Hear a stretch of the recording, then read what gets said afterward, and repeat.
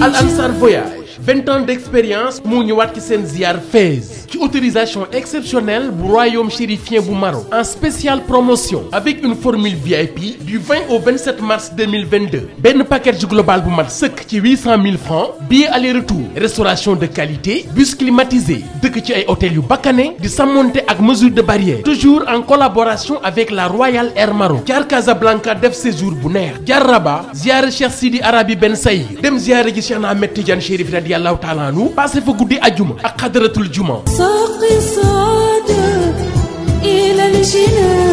encadrement religieux bu mucc ayib ak benn staff bu am expérience te miin réewu Maroc inscription yi door na nombre de places limité kon yow mi bëgg a dem wala nga yóbbu sa ay waajur ñu dem ziyaare ji gaawal gaaw nga woo ñu ci 77 635 75 80 77 388 07 07 77 635 75 80 77 388 07 07 boobu mooy numéro WhatsApp bi avec une formule VIP du 20 au 27 mars 2022 en spéciale promotion ci 800 000 francs nga am package global bu mat sëkk avec Al Ansar Voyage ziar boo leen dul fàtteeti ndax neex ci encadrement bu ngeen dul mën a am fenn.